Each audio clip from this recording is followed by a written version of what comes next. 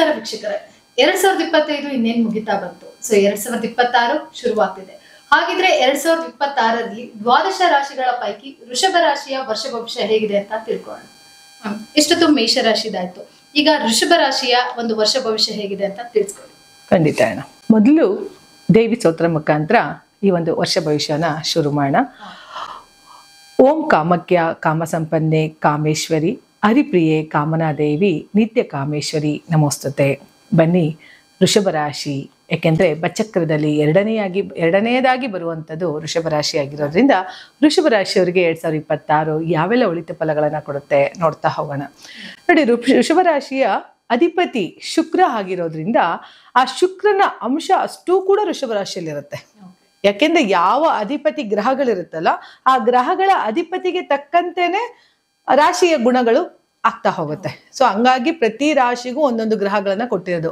9 ಗ್ರಹಗಳನ್ನ 12 ರಾಶಿಗಳಿಗೂ ಹಂಚಿದ್ದಾರೆ. ಹೇಗೆ ಅಂತ ಅಂದ್ರೆ, ಈ ಹಿಂದಿನ ಒಂದು ಪುರಾಣದಲ್ಲಿ ಒಂದು ಜ್ಯೋತಿಷ್ಯ ಭವಿಷ್ಯ ಅನ್ನೋದು ರಾಜರ ಕಾಲದಿಂದಲೂ ಇತ್ತು. ನೀವು ನೋಡಿರ್ಬೋದು. ಎಂತ ದೇವಾನುದೇವತೆ ಕಾಲದಲ್ಲೂ ಕೂಡ ನಮ್ಮ ಗುರು ಆಚಾರ್ಯರು ಇದ್ರು ಅಲ್ವಾ. ಸೊ ರಾಕ್ಷಸರಿಗೂ ಕೂಡ ಶುಕ್ರ ಆಚಾರ್ಯ ಇದ್ರು ಅಲ್ವಾ. ನೋಡಿದಿರಿ, ಗುರುಗಳ ಒಂದು ಸ್ಥಾನ ಇಲ್ಲಿ ಯಾವುದೋ ಮುಂದಕ್ಕೂ ಹೋಗಕ್ಕಾಗಲ್ಲ. ಪ್ರತಿಯೊಂದಕ್ಕೂ ಪಾಠ ಕಲಿಕೆಗೂ ಗುರುಗಳು ಬೇಕಾಗಿರೋದ್ರಿಂದ ಸೊ ಇಲ್ಲಿ ನಾವು ಶುಕ್ರನ ಬಗ್ಗೆ ಹೇಳ್ತಾ ಹೋಗೋಣ. ಶುಕ್ರನ ಅಂಶ ಹೆಂಗೆ ಅಂತ ನಾನು ಹೇಳ್ದೆ. ಅಸುರ ಗುರುಗಳಿಗೆಲ್ಲ ನಮ್ಮ ಶುಕ್ರಾಚಾರ್ಯ ಗುರುವಾಗಿ ಉಳ್ಕೊಂಡಂಥವ್ರು. ಹಾಗಾಗಿ ಶುಕ್ರನ ಗುರುಗಳಲ್ಲಿ ಏನಿತ್ತು, ಗುರು ಬೃಹಸ್ಪತಿಗೆ ಯಾವ ಒಂದು ವಿದ್ವತ್ ಇತ್ತೋ ಅದೇ ತರ ವಿದ್ವತ್ತು ನಮ್ಮ ಶುಕ್ರಾಚಾರ್ಯರಿಗೂ ಇತ್ತು.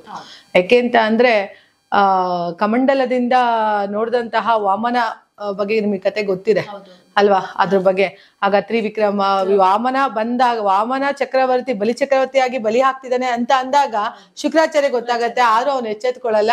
ಎಲ್ಲಿ ಇಡೀ ಇದನ್ನೇ ನಾನು ನಿನಗೆ ಕೊಡ್ತೀನಿ ರಾಜಾಗ ನಿನ್ನ ಪಾದದಷ್ಟು ಅಂದಾಗ ಅವ್ನು ಇರೋದೇ ಇಷ್ಟಾಗ್ಲ ಪಾದ ಅಲ್ವಾ, ಬಿಡು ಅನ್ಕೊಂಡು ಅಂದ್ಬಿಡ್ತಾನೆ ರಾಜ. ಆದ್ರೆ ಗೊತ್ತಿಲ್ಲ ಅವನ ಆ ಪಾದ ಎಷ್ಟು ಅಂತ ಹೇಳಿ. ಹಾಗಾಗಿ ಕಮಂಡಲದಿಂದ ನೋಡಿ ಇನ್ನೆಲ್ಲಿ ಹೇಳ್ಬಿಡ್ತಾರೆ ಅಂತ ಹೇಳಿ ಅವಾಗ ಅವ್ನ ಕಣ್ಣಿಗೆ ಚುಕ್ಕಿದ್ದೆ. ಅವಾಗ ಅವ್ರಿಗೇನಾಯ್ತು, ಒಂದು ಒಕ್ಕಣ್ಣಾಚಾರ್ಯರು ಆಗಿದ್ದವ್ರು.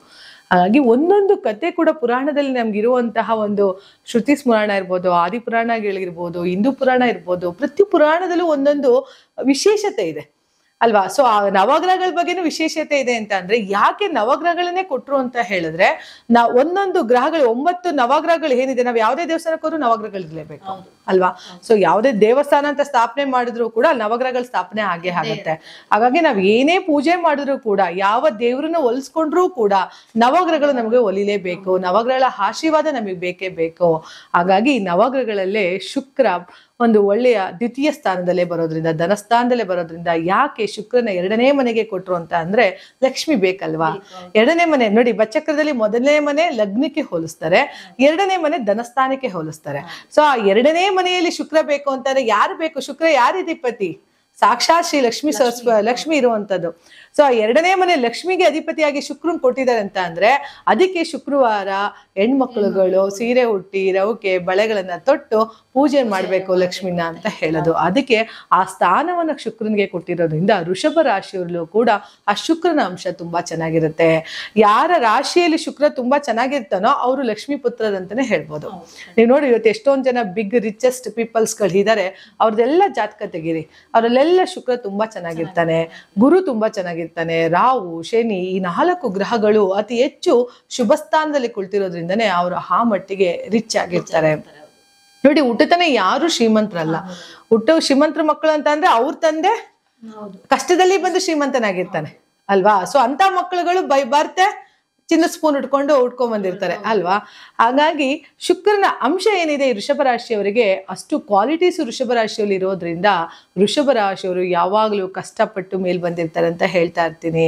ಯಾಕೆಂದ್ರೆ ಗಾಣದ ಎತ್ತಿನ ತರ ದುಡಿಯುವಂತಹ ಒಂದು ರಾಶಿ ವೃಷಭ ರಾಶಿಯವರು. ತುಂಬಾ ಕಷ್ಟಪಟ್ಟು ಅವ್ರ ಹತ್ರ ನೋಡಿ 10 ರೂಪಾಯಿಯಿಂದ ಲಕ್ಷಾಂತರ ರೂಪಾಯಿ ಮಾಡ್ತಾರೆ, ಲಕ್ಷಾಂತರ ರೂಪಾಯಿಂದ ಸಾವಿರಾರು ಕೋಟಿ ರೂಪಾಯಿಗಳನ್ನ ಮಾಡ್ತಾ ಹೋಗ್ತಾರೆ. ಇಂತಹ ಒಂದು ಗ್ರಹ ದಶೆಗಳು ಯಾವ್ದ್ರ ಮೇಲೆ ಸ್ಥಿತರಾಗಿರ್ತಾರೆ ನೋಡ್ಕೊಂಡು ನಾವು ಅವ್ರನ್ನ ಈ ವರ್ಷಗಳಲ್ಲಿ ಚೆನ್ನಾಗಿರ್ತಾರ ಅಂತ ಹೇಳ್ಬೋದು. ಖಂಡಿತ ವೃಷಭ ರಾಶಿಗೂ ಈ ವರ್ಷ ತುಂಬಾ ಅಲ್ಟಿಮೇಟ್ ಇಯರ್ 2026. 2025 ಕೂಡ ಅವ್ರಿಗೆ ತುಂಬಾ ಚೆನ್ನಾಗಿತ್ತು. 2026 ಕೂಡ ತುಂಬಾ ಚೆನ್ನಾಗಿದೆ. 2026ನೇ ಇಸ್ವಿ ತುಂಬಾ ಶುಭ ಫಲಗಳು ನೋಡ್ಬೋದು. ಯಾಕೆಂದ್ರೆ ಗುರು ಚೇಂಜ್ ಆಗ್ತಾ ಇದ್ದಾನೆ.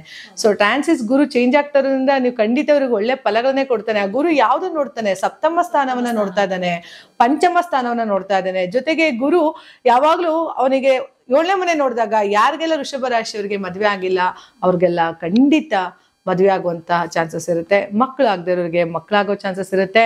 ಜೊತೆಗೆ ದಶಮ 9ನೇ ಮನೆ ಸ್ಥಾನ, ನವಮ ಸ್ಥಾನವನ್ನು ಕೂಡ ನೋಡೋದ್ರಿಂದ ಅಲ್ಲಿಗೆ ಏನಾಗುತ್ತೆ, ಭಾಗ್ಯದ ಬಾಗಿಲೆ ಗುರು ನೋಡೋದ್ರಿಂದ ನಿಮ್ ಭಾಗ್ಯದ ಬಾಗಿಲು ತೆರೀತು ಅಂತಾನೆ ಹೇಳ್ಬೋದು. ಇದ್ರ ಜೊತೆಗೆ ಗುರು 11ನೇ ಸ್ಥಾನ ಅಂದ್ರೆ ಲಾಭಕ್ಕೆ, ಅಂದ್ರೆ ಲಾಭದ ಸ್ಥಾನವನ್ನ ಗುರು ನೋಡೋದ್ರಿಂದ ಇನ್ನೇನ್ ಕೊಡ್ತಾನೆ, ಭಾಗ್ಯದ ಬಾಗಿಲು ತೆಗ್ದಾಯ್ತು, 11ನೇ ಮನೆ ಗುರುನು ಕೂಡ ಲಾಭವನ್ನ ಕೊಟ್ಟಾಯ್ತು. ಇವಿಷ್ಟೂ ಚೆನ್ನಾಗಿರ್ಬೇಕಾದ್ರೆ ವೃಷಭ ರಾಶಿಯವರು ಯಾವ ಮಟ್ಟಿಗೆ ಫಲಾನುಫಲಗಳನ್ನ ನೋಡ್ಬೋದು 2026 ತುಂಬಾ ಒಳ್ಳೆಯ ಫಲಗಳನ್ನ ಅನುಭವಿಸುವಂತಹ ರಾಶಿ ವೃಷಭ ರಾಶಿಯರಾಗಿರೋದ್ರಿಂದ ಎಂಜಾಯ್ ಮಾಡಿ.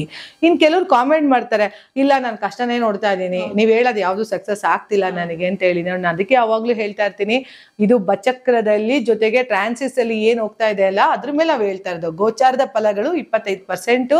ಇನ್ನ ನಿಮ್ಮ ಜನ್ಮ ಜಾತಕದಲ್ಲಿ ಯಾವ ದೋಷಗಳಿದೆ ಅಂತ ನೋಡ್ಕೊಳ್ಳಿ. ಆ ದೋಷಗಳ ಫಲಗಳ ಮೇಲೆ ನಾವು ಫಲಗಳನ್ನ ಹೇಳೋದಕ್ಕೆ ಸಾಧ್ಯ ಆಗತ್ತೆ. ಹಾಗಾಗಿ ನೀವಿನ್ನು ಈಗ ನಿಮ್ ಜಾತಕದಲ್ಲಿ ವ್ಯಯಾಧಿಪತಿ ಶನಿ ನಡೀತಿರುತ್ತೆ ಅನ್ಕೊಳ್ಳಿ ಅವ್ರಿಗೆ. ಸೊ 11ನೇ ಮನೆಯೂ ಆಗಿ 10ನೇ ಮನೆಯೂ ಆಗಿ 12ನೇ ಮನೆಯಲ್ಲಿ ಜಾತಕದ ದಶೆ ನಡೀತಿರ್ಬೇಕಾದ್ರೆ ಆ ವ್ಯಕ್ತಿಗೆ ಒಳ್ಳೇದಾಗು ಅಂದ್ರೆ ಎಲ್ಲಿಂದ ಆಗತ್ತೆ?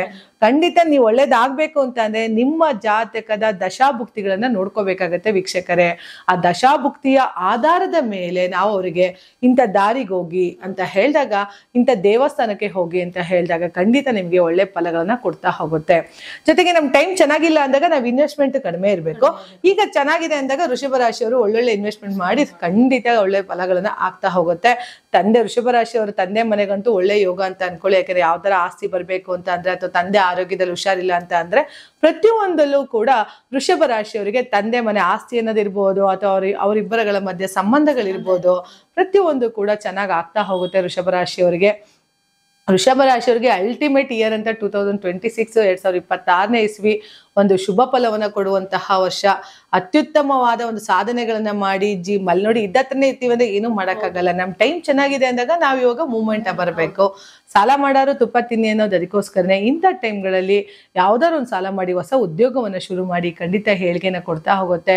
ಯಾಕೆ ಅಂತ ಅಂದ್ರೆ ನಿಮಗೆ ಗುರು ಒಳ್ಳೆಯ ಬಲದಲ್ಲಿ ಇರೋದ್ರಿಂದ, ಶನೇಶ್ವರ ಕೂಡ ನಿಮ್ಗೆ ಲಾಭ ಸ್ಥಾನದಲ್ಲಿದ್ದಾನೆ. ಯಾಕಂದ್ರೆ 11ನೇ ಮನೆ ಶನಿ ನಿಮಗೆ ಲಾಭವನ್ನೇ ಕೊಡ್ಬೇಕು ವೃಷಭ ರಾಶಿಯವರಿಗೆ. 10ನೇ ಮನೆನೂ 11ನೇ ಸ್ಥಾನದಲ್ಲಿ ಕೂತಿದ್ದಾನೆ ಅಂತ ಅಂದ್ರೆ, ದಶಮಾಧಿಪತಿ 11ಕ್ಕೆ ಹೋಗಿದ್ದಾನೆ ಅಂತ ಅಂದ್ರೆ ಇನ್ನೆನ್ನು ಯಥೇಚ್ಛವಾದ ಲಾಭವನ್ನ ನೋಡುವಂತಹ ರಾಶಿ ವೃಷಭ ರಾಶಿಯರಾಗಿರೋದ್ರಿಂದ ವೃಷಭ ರಾಶಿಯವರು ಕಷ್ಟಪಟ್ಟು ದುಡಿದಿಟ್ಟಿರುವಂತಹ ಹಣಗಳನ್ನೆಲ್ಲ ಈಗ ಯಥೇಚ್ಛವಾಗಿ ಸಂಪಾದನೆ ಮಾಡ್ಕೊಳ್ಳುವಂತ ಒಂದು ಟೈಮ್ ಆಗಿರೋದ್ರಿಂದ ವೃಷಭ ರಾಶಿಯವರಿಗೆ ಒಂದು ಒಳ್ಳೆ ಯೋಗ ಅಂತ ಹೇಳ್ಬೋದು. ನೋಡಿ, ವೃಷಭ ರಾಶಿಯವರಿಗೆ ಆಲ್ರೆಡಿ ಪಂಚಮದಲ್ಲೇ ರವಿ ಶುಕ್ರ ಇದ್ದಾನೆ. ಸೊ ಪಂಚಮದಲ್ಲಿ ಸಿಗುವಂತಹ ರವಿ ಶುಕ್ರ ಏನಾಗುತ್ತೆ, ಖಂಡಿತ ಮಕ್ಕಳುಗಳಿಗೆ ಮಕ್ಕಳ ವಿದ್ಯಾಭ್ಯಾಸದಲ್ಲಿ ತುಂಬಾ ಚೆನ್ನಾಗಾಗ್ತಾ ಹೋಗುತ್ತೆ ವೃಷಭ ರಾಶಿಯವರಿಗೆ. ಪ್ರತಿಯೊಂದು ಹೇಳ್ತಾ ಹೋಗ್ಬೇಕು ಅಂತಂದ್ರೆ ವೃಷಭ ರಾಶಿಯವರಿಗೆ ಎಲ್ಲೋ ಒಂದ್ ಕಡೆ ಈ ವರ್ಷ ಒಂದು ಜಾಕ್ಪಾಟ್ ಅಂತಾನು ಹೇಳ್ಬೋದು, ಒಂದು ಬಂಪರ್ ಲಾಟ್ರಿ ಅಂತಾನು ಹೇಳ್ಬೋದು. ಒಂಥರ ಕಿಂಗ್ ಆಗಿ ಬದುಕ್ಬೋದು ವೃಷಭ ರಾಶಿಯವರು. ಎಲ್ಲರೂ ಹೇಳ್ತಾರಲ್ಲ ರಾಜಾ ಹುಲಿ ಅಂತ ಹೇಳಿ, ಹಂಗೇನಾರ ಇದ್ರೆ ರಾಜಾ ಹುಲಿ ನಮ್ಮ ವೃಷಭ ರಾಶಿಯವರಾಗಿರ್ತಾರೆ. ಸೊ ಖಂಡಿತ ಒಳ್ಳೇದಾಗತ್ತೆ ವೃಷಭ ರಾಶಿಯವರಿಗೆ. ಒಳ್ಳೆ ಶುಭಾನು ಫಲಗಳಲ್ಲೇ ಗ್ರಹಗಳು ಸ್ಥಿತರಾಗಿರೋದ್ರಿಂದ, ಅದರಲ್ಲೂ ಏನಾದ್ರು ನಿಮ್ ದಶಾಭುಕ್ತಿಗಳು ವೃಷಭ ರಾಶಿಯವರಿಗೆ ಏನಾದ್ರು ದಶಾಭುಕ್ತಿಗಳಲ್ಲಿ ಒಳ್ಳೆ ಯೋಗ ನಡೀತಿದೆ ಅಂತ ಅಂದ್ರೆ, ಈ ಒಂದು ಗೋಚಾರದಲ್ಲೂ ದಶಾಭುಕ್ತಿಗಳು ತುಂಬಾ ಚೆನ್ನಾಗಿ ಆಗ್ತಾ ಇರೋದ್ರಿಂದ ಖಂಡಿತ ನಿಮಗೆ ಒಳ್ಳೆಯ ಶುಭ ಫಲಗಳನ್ನ ತಂದ್ಕೊಡ್ತಾ ಹೋಗುತ್ತೆ ವೃಷಭ ರಾಶಿಯವರಲ್ಲಿ. ಉತ್ತಮ ಫಲಾನುಫಲಗಳನ್ನ ನೋಡ್ತಾ ಹೋಗ್ಬೋದು. ಜೊತೆಗೆ ಹೆಚ್ಚು ದೇವಿನ ಆರಾಧನೆ ಮಾಡೋದ್ರಿಂದನೂ ಕೂಡ ಇವರಿಗೆ ಒಳ್ಳೆ ಫಲ ಸಿಗುತ್ತೆ. ಯಾಕೆಂದ್ರೆ ರಾಶಾಧಿಪತಿನೇ ಶುಕ್ರ ಆಗಿರೋದ್ರಿಂದ ಇವರಿಗೆ ಸಾಕ್ಷಾತ್ ಶ್ರೀನಾರಾಯಣ ಲಕ್ಷ್ಮಿನೇ ಅವರಿಗೆ ಆಶೀರ್ವಾದ ಮಾಡ್ದಂಗಿರುತ್ತೆ. ಸೊ ಖಂಡಿತ ಒಳ್ಳೇದಾಗತ್ತೆ. ವೃಷಭ ರಾಶಿ ಸಾಧಾರಣ ನಾವು ನೋಡ್ದಂಗೆ ತುಂಬಾ ಜನ ತಿರುಪತಿ ಅಂದ್ರೆ ವೆಂಕಟೇಶ್ವರನ ಒಕ್ಕಲರೇ ಆಗಿರ್ತಾರೆ ಜಾಸ್ತಿ. ಎಲ್ಲೋ ಒಂದು 100ಕ್ಕೆ ಒಂದು 20% ಮಾತ್ರ ಶಿವನ ಒಂದು ಮನೆ ದೇವರಾಗಿರುತ್ತೆ. ಮಿಕ್ಕಿದೆಲ್ಲ ಅವರಿಗೆ ಲಕ್ಷ್ಮೀ ದೇವಸ್ಥಾನ, ಲಕ್ಷ್ಮೀನೋ ಅಥವಾ ಲಕ್ಷ್ಮೀ ವೆಂಕಟೇಶ್ವರನೋ ಈ ರೀತಿ ಒಂದು ತಿರುಪತಿಗೆ ಸಂಬಂಧಪಟ್ಟಂತಹ ಮನೆ ದೇವರೇ ಇವ್ರಿಗೆ ಆಗಿರೋದ್ರಿಂದ ವೃಷಭ ರಾಶಿಯವರಿಗೆ ಒಳ್ಳೆಯ ಫಲಗಳನ್ನೇ ನೋಡ್ತಾ ಹೋಗ್ಬೋದು 2026. ಖಂಡಿತ ವೃಷಭ ರಾಶಿಗೆ ಒಳ್ಳೇದಾಗ್ಲಿ ಅಂತ ಹೇಳಿ ನನ್ನ ಮಾತನ್ನ ಮುಗಿಸ್ತೀನಿ. ನಮಸ್ಕಾರ. ವೀಕ್ಷಕರೇ, 2026ರಲ್ಲಿ ವೃಷಭ ರಾಶಿಯವರಿಗೆ ಯಾವ ರೀತಿ ಒಂದು ಲಕ್ ಚೇಂಜ್ ಆಗುತ್ತೆ ಅಂತ. ಸೊ ಹಾಗಿದ್ರೆ ಬನ್ನಿ ಮುಂದಿನ ರಾಶಿ ಬಗ್ಗೆ